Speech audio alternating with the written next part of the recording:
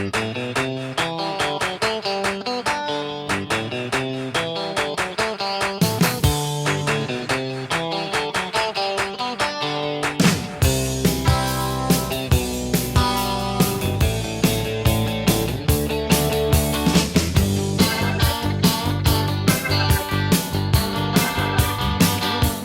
I'm John Messina, Athletic Director, St. Lucie West Centennial High School, and welcome to another edition of Hey Coach. Today we have two of my good friends here, our football coaches. We're going to be talking about the upcoming football season, maybe the NFL draft and spring football. First of all, I got Coach Irv Jones from Treasure Coast. Welcome, Coach. Thank you. Okay. And Coach Lenny Jankowski, who's the Athletic Director and football coach up at Vero Beach. Thank you. Thanks for having us. Okay, and we can't mention about my former secretary, that's your former secretary, that's your secretary now. My current secretary. Current secretary. We're not supposed to talk about Candy, but I miss her a lot. I know she's doing a great job with you, and she's one of the good people around. Yeah, she's doing a great job, and we're happy to have her. Thank you. So we mentioned her name, and I'm going to hear it tomorrow. Okay. Irv, we'll start with you. Give me a little bit about your background. My background, I attended college at Bethune-Cookman College in Daytona Beach. And I started coaching in 1999 at a school called Spruce Creek High School. Yes. 1999 to 2001. In 2001, I became the defense coordinator at a school in Daytona called Father Lopez High School. Yes. And, and then in 2006, 2007, I kind of decided it was time to come back home. So I became the defensive coordinator at Treasure Coast High School. And 3 years after that, I was the head coach of Treasure Coast High School. And you've done a great job with them over the years. Thank you. Lenny, we go way back to baseball times, right? We do. That's right. With Pace and John Carroll. But tell me a little bit about your background. Well, I actually, as you mentioned, I played baseball in college, and when I got done with that, I got into teaching and coaching right away, and got started at John Carroll High School in 1995, and this is my getting ready to start my 22nd year already. So time flies, and shortly after 5 years as an assistant coach, I became a head coach. I was a head baseball coach and head football coach for 6 seasons at John Carroll High School, and from there went to the Panhandle for 5 years at Walton High School, and just finished my 5th season as football coach and athletic director at Vero Beach High School. So it's been a lot of fun, and surely enjoyed my times playing against you and coaching against you for some time. Yeah, we had some good times. We did. We had some real good times. Irv, who got you into coaching? Who was your role model? Who got you into coaching? I would have to say my father. My father, he started coaching in Manning, South Carolina, and of course, he's from St. Lucie County, and he was actually the last head football coach at Lincoln Park before they phased out football there. So just kind of growing up and just watching him and the things he did, whether he was the athletic director or whatever he did, I kind of just fell in line with that. So I would have to say my father's was my role model, what got me into coaching. Lenny? Actually, it was one of my former coaches, one of my high school coaches. When I was done playing in college and graduated, didn't know that that was going to be my career choice. I didn't get my degree in education, got my degree in business, and ran into one of my old high school baseball coaches, Coach Rick Dixon, a long-time St. Lucie County coach, and we got to talking, and he thought that I was heading in that path, and I told him about my change of plans, and we talked some more, and the more I thought about it, the more I knew that was what I needed to do, what I wanted to do, and haven't looked back since. It's the only job I've ever had. When you guys were playing ball, did you ever think you were going to get into coaching while you were playing? I don't think I ever thought about it. To tell you the truth, I didn't. Once I got to college, it kind of intrigued me, and I just love it, and I like being around the kids and helping the kids through football. So. Myself, I think as a player, while you're playing, you don't never think, or at least in my case, I never thought I'd not play. You think you're going to continue to play, and then at some point in time, somebody tells you you're not good enough, and that's how we end up being coaches. There comes a point in time where you're no longer good enough to continue, and wherever that happens, it's a tough deal. But as I guess our competitive juices get us back into coaching, and I'll tell you, it's a trying profession at times, but there's a lot of enjoyment and a lot of reward. I remember when I was growing up, I wanted to be a psychologist. I got my degree in psychology, which has helped over the years being an athletic director. But I had a teacher, I think my junior or senior year in college, that she kind of talked me into doing my student teaching, and I ended up coaching a team there. And I never thought I was going to coach. I always played baseball, but I never thought I was going to coach. Right. And I couldn't stop. Right. I couldn't stop. I was lucky. I had a great team my first year at Pace. We won the state title. I had people tell me, you should have quit right then. Because we want to know. But, it's something special, and it takes a different breed. And times have changed. Oh, so sure. when we first all started coaching, I started coaching way before you guys. My first year I was coaching was 73. And it has changed so much. I think the emphasis on individual sports and people playing one sport. I remember when we started playing, people would play 3-4 sports. Now Right. parents want them to specialize in everything. Right now we're finishing up off-season conditioning for you guys for football. Irv, explain to everybody out there the importance of the off-season conditioning. I think the importance of off-season conditioning for us is to try to get the kids' bodies ready for the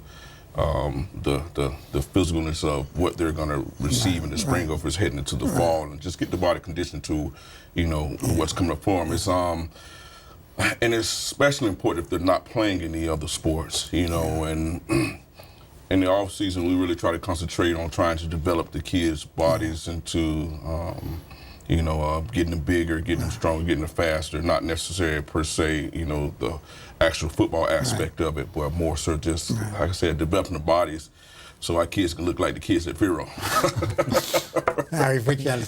Lenny, what would be a typical off-season conditioning day that you're doing? Okay, well, for us, we consider this time of the year the off season for us, so what we do is we go 3 days a week after school, and it's like Irv's saying, it's geared towards the kids that are not playing either a winter sport or a spring sport, and we have, as you said, it continues to be more and more specialized, but we still do have the dual sport player and the dual sport athlete. So for our guys that are not currently playing a spring sport, we've got 3 days of after-school workouts, and now some of what has evolved and what you say it's a different day, and it surely is. We're allowed now in the off season to participate in some 7-on-7 as if we're part of a third party, and you go through all that, but you're allowed to coach your kids and work on some of those things. But typically, like Coach Jones says, is that our day consists of some dynamic warm-up, some stretch, and some cardio, and then we get in the weight room and we get after it pretty good, and continue to try to develop the bodies and get them bigger and stronger. We're one of the few states, Florida is, that has spring football. I think there's only 3 or 4. Excuse me for a second. What do you think the importance of spring football is? I love it. To be honest, it'll be tough without it. Okay. And why would that be? Just because I think you get a chance to, it's like an extra season. You know what I mean? So you get a chance to actually develop your kids even more, put a foundation of your system in, and I think if you probably look at it, and I could be wrong, the states that actually have spring sports like that, they're probably developing better players. Well, I think it's Texas. I think it's California. I think it's Pennsylvania. I think there's very, very few states that have it, you know? I thought one of the drawbacks would be, I remember 2 years ago, I think it was Booker T and Miami Central both won the state title. So they play preseason game, play 10 regular season game. They played 5 playoff games. Then they played a state championship. Now we're up to 16. And then they played in a bowl game. Yeah, the Burger King or something special. Correct, correct, at FAU. So now they're playing 17 games. That's more than any college team. Right. So, I mean, from that aspect, do you think we're going a little bit too far? Well, I think that the state continues to develop programs to where like the heat acclimatization program. Right. Now we're 3 days in helmet, so we get 20 days in the spring, and I agree with Irv. I think when it first started, everything was you were transitioning, so you were you used the spring to transition into the summer, and then you used the summer to transition into the fall. Well, now with having the ability to see our guys, for the most part, 12 months out of the year. It does give us a preview because as much 7-on-7 and as popular as that's become, it's not real football. Right. It's not 11-on-11 football, and it's not it's not an accurate gauge. There are a lot of guys that shine in 7-on-7 that don't end up panning out for a Friday night. And another thing that it creates in Florida is it creates opportunity for our kids to be seen by college coaches. Okay. It's a great recruiting tool. The college coaches will be here, starting on Monday, and we'll have typically, 8 or 9, 10 guys show up during the course of the day. Several of those guys will be at practice, and I think that's a way to gauge and give us an opportunity to emphasize the importance of it to our players, because everybody else is winding down. The countdown's on. The days are numbered as far as how many days we have left. But here as coaches, we're trying to emphasize the importance of spring football. So having those college coaches come around, I think it gives everybody a little jump in their step, and it creates for some fun times. It's 20 good solid days. What do you think the biggest transition going from high school to college is, Irv? I think with our kids, we work with them so closely, and we're so close with the kids. I think when they get to college, they expect that from the college, and it's not there. So a lot of them struggle because now they're kind of on their own. When you get to college, to me, the truest form of football is high school football, because you start getting to college and NFL, there's more business than anything. You're talking about guys that's making in the hundreds of thousands of dollars, and their jobs are dependent upon kids.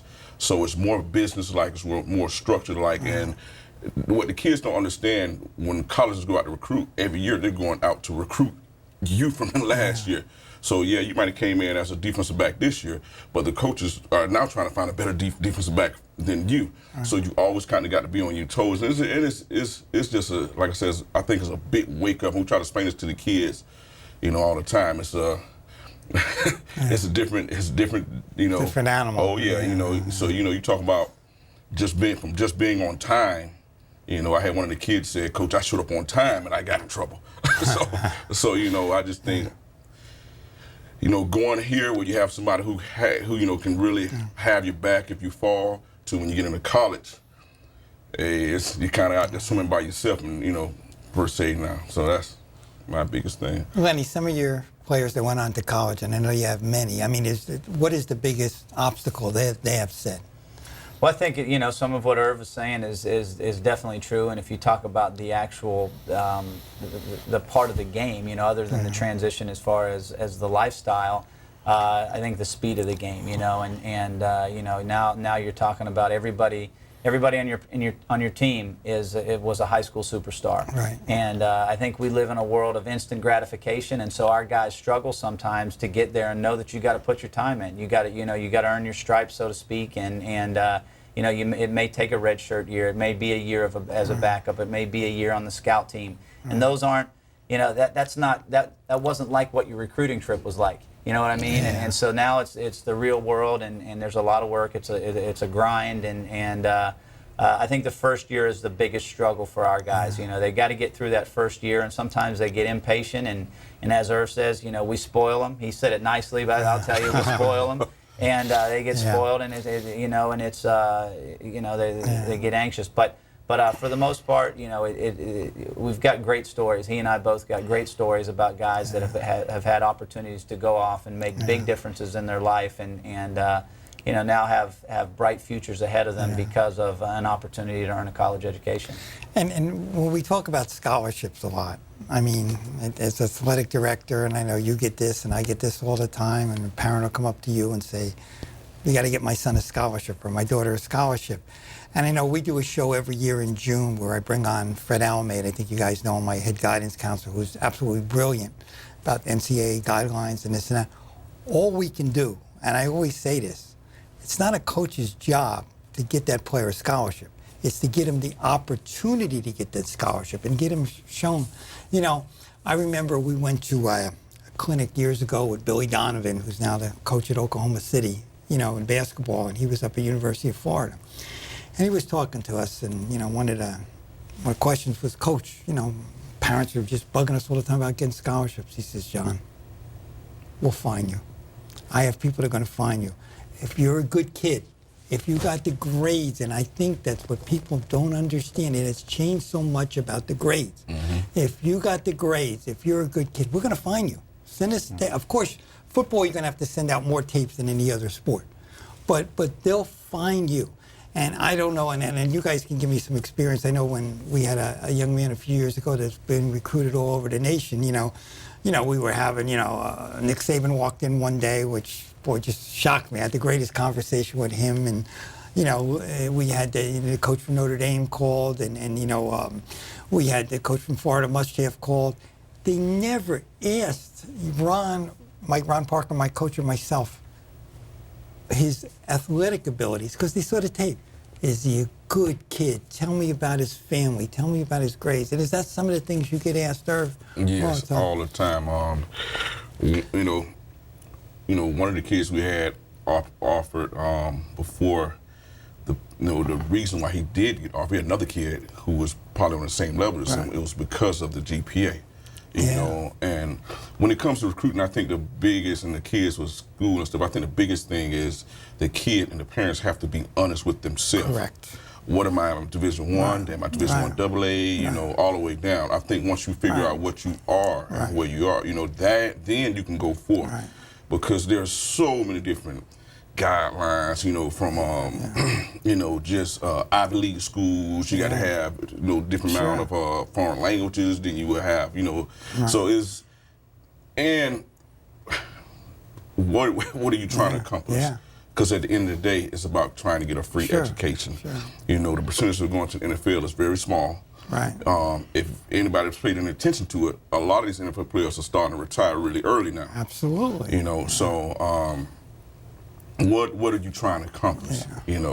Are you trying to get a free education? I mean, so we just try to stress the point of, hey, listen, free education, with our kids. So. And Len, just switching sports for a second, you had a young lady on your basketball team. Right. Great player. She's going to Ivy League school. Yeah. And I know she can go to Division I, right? Oh, no doubt. Megan Gorman. She's a dual sport player, one of, a dying breed, as we say it. And she's won a couple state championships as a girls lacrosse player. Won a state championship this year as a girls basketball player. She's a 4-point whatever student. I mean, she's very, very bright.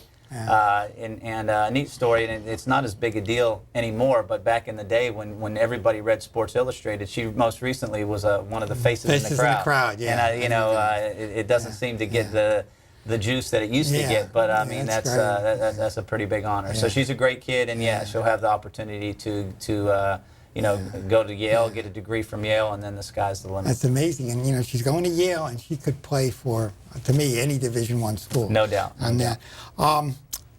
Big topic, and I think that everybody's talking about is the safety concerns in football. You have some people saying, we're never going to let our sons play football, and then you get the opposite side and this and that. There's so many more safety concerns now than there was 10, 20, 30 years ago. Not that the injuries are any different. Obviously, players are bigger, faster, stronger. But, when somebody would get hit in the head years ago, you got your bell rung, go clear your head and get back in. Right. Now we got so many safety guidelines to that. I mean, what do you guys think about, the future of high school football? I think the future of high school football follows the pattern of NFL and the colleges. So I think it just kind of starts to trickle down. Yeah. Somebody was telling me, I think when the Canadian Football League, they're only allowed to pad up maybe 2 to 3 hours a week. Yeah. So if they're that concerned about the NFL, eventually it's going to come down to the youth level. And I think, and with us, even with the contact, throughout the week, we've kind of backed off of the contact as well. And you always got to cover yourself too, with the kids. Some of these, kids are passing out and and different things. So we just try to make sure that we're always on schedule with the water breaks and things like that, because you just never know. And then with some of the kids, when they come out there and they haven't eaten, you just never know. But with the big thing with the concussion and everything, I just feel like it's just going to continue to trickle down. Hopefully it doesn't become flag football. But there's going to be some changes. I met with my coaches yesterday, and I went over procedures, what I want them to do in the summer when I'm not there. Okay, and we went over, the heat acclimation. We went over about the concussions. We went over about the different water breaks. I think something, and Lenny, probably this a lot better than I do, we went about the proper way of tackling. And one of our coaches is, you guys know, Jamar Chaney, who played in the NFL. And I know Jamar is going to demonstrate to them about the heads-up tackling. Can you go a little bit into that? Yeah, and I think that's, and I think we're all talking about the same thing. The education continues to get better and trickle down through us as coaches, as athletic directors, from the higher ups, and the study. As we get educated, and the heads-up tackling is just one of those areas where, it's safety first, and there's been, there's all kind of information. We're in an information age where you can pull up videos and talk to your kids and get great demonstration as far as the do's and don'ts and why you examples of good technique and then examples of bad technique and what can happen if you're not using proper technique. So I think safety concerns, it's on everybody's, it's first and foremost for all. And as coaches, we're just trying to, as we've said before, just create opportunities for our guys to be healthy on Friday nights, be healthy, in their futures, and after they do end up graduating and continuing if they have that opportunity at the next level. But throughout the week, I'm on board with Irv that we want to. If our kids are going to be healthy on Friday, and you got to have a happy balance, because if you lay off it completely, then they're not ready when the whistle blows, for real. So you've got to have that perfect balance to where the contact you do is smart contact, it's safe contact, and you're efficient with your time. Yeah, I know Jamar was mentioning yesterday that the Seattle Seahawks have put out a video, and I think we're going to try to get it to everybody about the proper way of tackling. Right. And then we started thinking we should start videotaping our kids and maybe running on a split screen and show the Seahawks way and see if our kids are matching up with that. I think they call it like Hulk tackling. They even got the rings now. They do, and we start every practice that way. Our defensive practice starts with that Hulk tackling. We started it 2 years ago, and it's and on top of it being safe, it's very effective. You get the result you're looking for, which the result in tackling, us as coaches, what we're looking for is the ball carrier to go down. A lot of times as a high school kid, you're looking for a big hit, and it doesn't necessarily, give you the end result, what you're looking for. A guy can bounce off that. So I think it serves two purposes. One, it's very effective, and two, it's very safe. And the other big topic for us is the heat acclimation. Here in Florida, especially because we start early, first week in August. I don't think there's a hotter place, maybe Texas, in the country. And unfortunately, we had a young man up at Sebastian River a few years ago that passed away.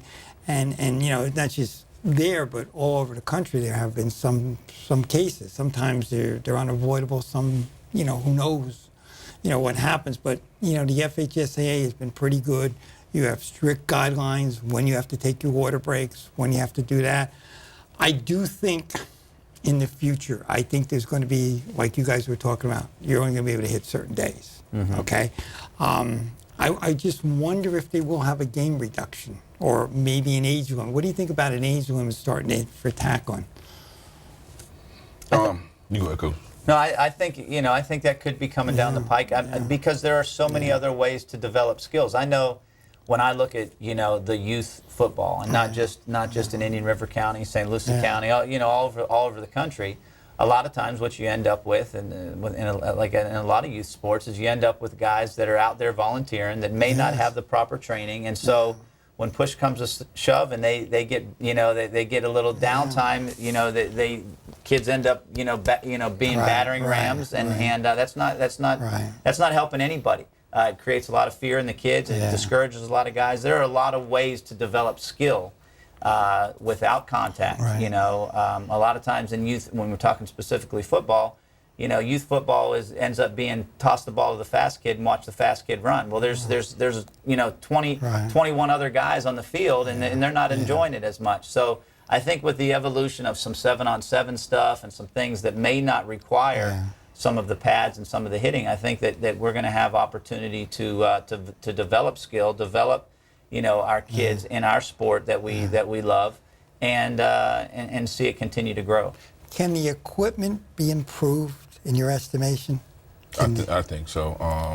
I think it's being improved. Okay. You know, even to the point where I don't know if you've seen this, because you know, I've seen someone who's like a robot tackling dummy. You know, so even, you know, it's just motorized so the kids don't have to, the players don't have to keep ramming between each other, and a lot of people are starting to use more shields and stuff when they're tackling and fitting up. So I think with the, you know, the way modern science and stuff is nowadays, these helmets are changing every year. So I think it's going to continue to improve.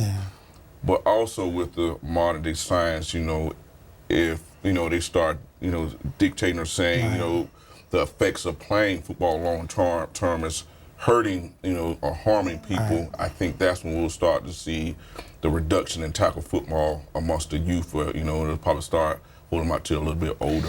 Yeah, I mean, you know, the helmets being better, but are they becoming this battering ram? You know, that's the scary part. We're developing the helmets to protect, but are those helmets, and I'm not the one to answer this question, right? And I don't know who is, but are those helmets that are more protective, are they going to hurt other people when you're hitting them with that helmet, which you shouldn't be doing in the first place, you know? I heard somebody say this, and it's in an exaggerated state, but somebody said if you want them to stop hitting with their head, then take the helmets off. They'll stop hitting with, because as you say, you know, sometimes the helmet is used as a weapon. You know, I think that I think with the continued the rules continue to change to help with safety concerns. So I think, you know, as we continue to be educated, and as, you know, we've got all these people involved to help with rule changes. I don't think it'll change the you know, the interest of the game. I think the interest of the game is always going to be there. It's you know, I don't think it's debatable. It's you know, it's a fan favorite. People love football. People love playing it. People love coaching it. It's a great sport. It's you know, in a lot of ways, it's the last pure sport. You know, with all of the, especially at the high school level, with all of the club and the AAU and the travel ball stuff. I mean, you know, football, we do have that purity to it, and I'm glad for that. I'm thankful for that. So I don't think that's going anywhere. But I think the increase with the rule changes and the education that we have with safety concerns, I think we're going in the right direction. And on that note, do you know our time is just about up? How quick did that go by? We didn't even get to talking about the high school legislation, so we're going to have to bring you guys back. But I want to wish you the best of luck in your spring season, your fall season. You guys are, you know, credit to your sport, and thank you so much for coming on our show. And we'll see everybody next month on another edition of Hey Coach.